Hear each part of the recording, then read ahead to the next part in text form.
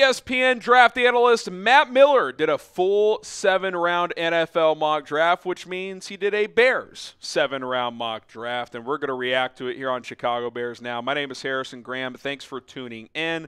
Don't forget to subscribe to the channel. Okay, let's go ahead and rock into this. Ashton Jeanty gets to number 10 overall. Miller called this the best case scenario for the Bears, which, hey, certainly one of, if not the best case scenarios, is Jeanty falling to number 10. Here's how the top 10 went for him, which I found pretty interesting.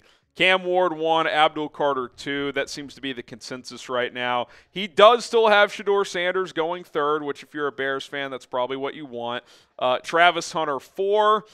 We've got Mason Graham 5. Teteroa McMillan goes to the Raiders at 6. If you want Jeanty, you want the Raiders to take someone else, and T-Mac is a player they could use. Armand Mimbu at 7 to the Jets. Jalen Walker to the Panthers. Jahdae Barron goes 9 to the Saints, and then the Bears take Ashton Jeanty. And pretty good options, right? Left at 10, Will Campbell still on the board, Tyler Warren still on the board. So a couple of guys that are in the grouping that I would be comfortable with taking at 10. So I think this is a really good case scenario for Chicago if it played out like this. If you're pounding the table for Ashton Jeanty, you should be rooting for quarterbacks to go high, Teteroa McMillan to go high, defensive players to go high. That's what you should be rooting for if you are on the Jeanty train. Obviously, the talent, the production, Heisman runner-up, the pedigree. Report coming in from Jeremy Fowler on Thursday as well that he's considered one of the highest character, cleanest prospects in this draft off the field. In other words, you don't have to worry about him. Like, there's guys in every draft that when you take them, there's always a little bit of a concern, like, is he a flight risk, right? Is he going to do something off the field where we're going to have to keep close tabs on him? Jeanty checks all those boxes. You don't have to worry about that with his character. So, and which we know Ryan Poles values. Like, they passed on Jalen Carter because they were worried about bringing him onto this team, which you could debate that against the wall. I think sometimes you need to take some risks, but if you're getting a star who's a clean prospect off the field as well, that's the best of both worlds, and it sounds like Ashton Jeanty is exactly that. Plan on joining our draft coverage this year. We will be live for all 7 rounds.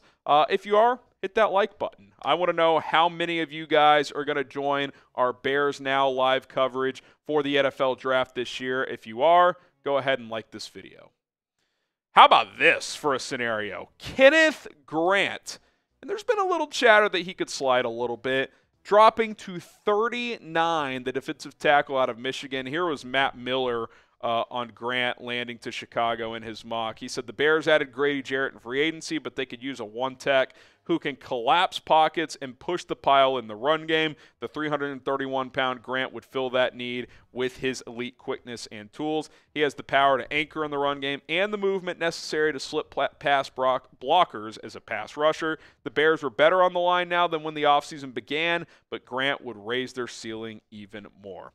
If Kenneth Grant is on the board when you're picking at 39 and you don't pick him, that would be a crime. I mean, to me, he's a fringe top 20 guy in this draft. I think 10 would be a reach, but I wouldn't even consider that the most insane scenario. I think he's a dominant run stopper with more pass rush ability than you think.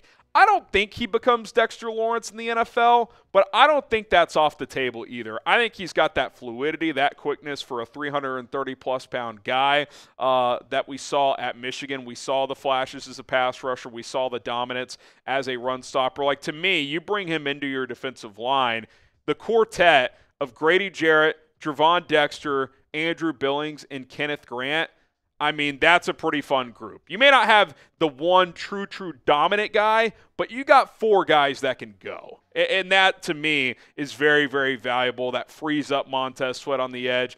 Dio Adangbo's versatility playing inside and out. You hope Booker takes a step. Maybe you draft an edge later as well. Kenneth Grant at 39 is about as good of value, I think, as you could find in this draft. If that happens, I mean, we're going to be popping champagne on draft night.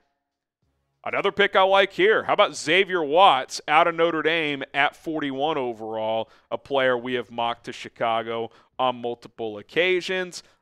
He's been tremendous the last 2 years. Team captain, ball hawk, playmaker, 13 interceptions in 2 seasons the last 2 years at Notre Dame. Obviously, it was a big part of that dominant defense that got to the national championship game this year against Ohio State. We don't have to beat the dead horse too much on why safety is an underrated need. You got 2 guys set to be free agents next year. Brisker has an extensive injury history already as a young player. Byard's still solid, but he's 32. Is he a part of the long-term future? It's hard to say that he is. Do not be shocked if the Chicago Bears take a safety on day 2 with one of these 2 picks at 39 and 41, or are more likely, I would say, at 72 in round number 3. But I don't mind Xavier Watts in this range at all. I think he's a top 40-ish guy. So if you get him in this range, I think it's proper. He's a willing tackler as well. Good enough straight line speed. I like the value here in the second round. Which second round pick do you like better? KG for Kenneth Grant, XW for Xavier Watts. I love Xavier Watts, but to me, Kenneth Grant's a round 1 level player. You get him in the second round, that's going to be pretty tough to top. You know what else is tough to top? Rocket money when it comes to the financial world, because we're all looking to find ways to scale back on spending and to build those savings. And it's hard sometimes, right?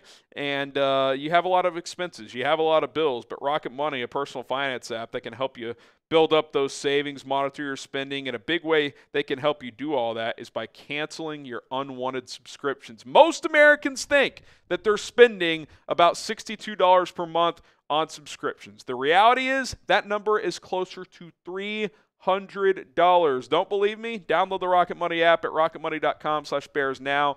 That supports us if you use that link. Thank you very much. And sync up your bank account, which is completely safe with Rocket Money. And you're going to see, they'll show you all of the subscriptions you pay for on an annual basis on one screen. You can scroll and be like, whoa, I'm spending 20 on this, 15 on that, $100 annually on that. You may have forgotten some subscriptions that you signed up for. Maybe you did a free trial for a streaming service and you've been getting charged ever since. And if you want to scale back on those, you can cancel those subscriptions with just a few taps. They'll kind of serve as a middleman for you so you don't have to deal with back and forth customer service. Ton of benefits with using the Rocket Money app. They have 5 million users and have saved a total of $500 million in canceled subscriptions, saving members $740 per year when using all of the app's features. So stop wasting money on things you don't use. Cancel your unwanted subscriptions by going to rocketmoney.com/bears now. It's rocketmoney.com/bears now. Should saving up to $740 per year. With Rocket Money, a lot of money to be saved. Get started today.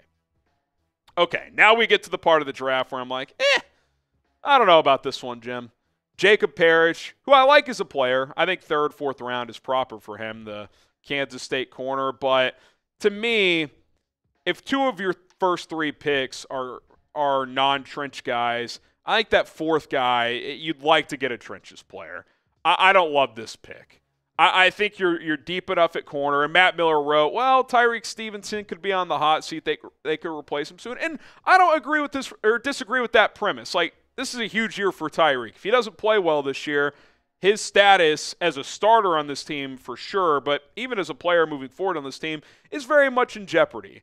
There's no question about that. But to me, you're deep enough at corner. Terrell Smith is a guy who's played a lot in his first 2 years in the NFL. Nick McLeod is a solid backup who's a good special teamers as well. I think the Bears are fine at corner. They have a lockdown number 1 in Jalen Johnson. They have one of the best nickels in the game at Kyler Gordon. If their number 2 spot is a little spotty this year, obviously you'd rather have that be strong.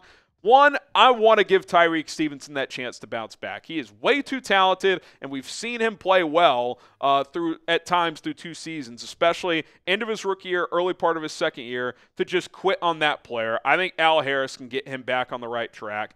And if for some reason he can't, Terrell Smith, I think, is good enough insurance for 2025. If you want to take a corner on day 3, no problem. But to me, and in this mock, I looked ahead who was still available. Guys that went after Jacob Parrish that I would rather pick. Ariante Ursary, still on the board. A guy that could compete to start at left tackle. At worst, be a good backup, maybe be an option to take over in 2026. both the Buckeye boys, Jack Sawyer and JT Tuimoloau, went after Parrish at 72. Princely Umon-Maleen out of Ole Miss was still available. Jonah Savainia, the versatile offensive lineman for Arizona. Like, I got to take one of these guys over Jacob Parrish. It's a bigger need, and I think these are better prospects. So this isn't the anti-Jacob Parrish segment. This is more of, I love the first 3 picks. To me, come back, get a trenches player, best one on your board. Here's 5 that I really like that, quite frankly, I would take most of these guys in that second round range. They're still there at 72. I got to disagree with this pick. Back-to-back DBs on day 2. I'm not all for that. All right, no 4th-round picks. You go to the 5th round. Elijhah Badger, the wide receiver out of Florida. I think we've taken him in a couple of Bears mocks, but it's been a little while. The last 3 years, 22 and 23 at Arizona State. Last year for Florida, pretty consistent, right? Basically around an 800-yard guy. He also was with Jaden Daniels for a year before he transferred to LSU in 2021, so that's pretty interesting. Last year at Florida, less targets, but look at the explosiveness, right? Over 20 yards per catch on 39 catches, over 800 yards. So he's got some speed, 6'1", 200, ran a 4.43, so he's got a little bit of juice. So I think, middle day 3 is probably good value for him. Could be a quality backup who also has some good long speed. Okay, Luke Lachey, the tight end out of Iowa. I've seen him mocked to the Bears a lot late in the draft. Decent blocker, solid hands catcher. Could be a developmental guy, probably a tight end 3, tight end 4 as a rookie. And then Myles Hinton, offensive lineman out of Michigan. Started last year. Before that was kind of a part-time starter. So, again, 7th round, you're talking about developmental guys that will compete for a roster spot, but certainly not guaranteed to make the team. So grade this mock draft overall from ESPN's Matt Miller. A, B, C, D, or F. Give us a letter grade on how he did. I'll go B+. I do really like it, and to me, even though I don't love, and quite frankly, I don't even like the Jacob Parrish pick, the 3 before that I love. I mean, Ashton, Jeanty, love it. Kenneth Grant at 39. I mean, if that happens, that's got to be the best value pick in the entire draft. Xavier Watts, great pick at 41. But if you are going to go safety or some kind of DB at 41, to me, you can't double down at 72. You've got enough secondary help right now. And with the amount of quality trenches players that were still on the board, I was not a fan of that. So that drops it down from an A type of draft to a B+. But I think those first 3 starters contribute and play at a high level right away. And then, Badger, I think, is a pretty interesting pick in the 5th round as well. So other than that 3rd round pick, like what he did, but to me that was kind of a startling pick. I did not understand Jacob Parrish in the 3rd round. All right, appreciate you guys. If you want more videos like this where we're reacting to other people's mock drafts, giving my take, my spin, let me know in the comment section below. Hit the subscribe button. We're going to be pumping out draft content as we are getting closer and closer to the NFL draft. So stay tuned and subscribe.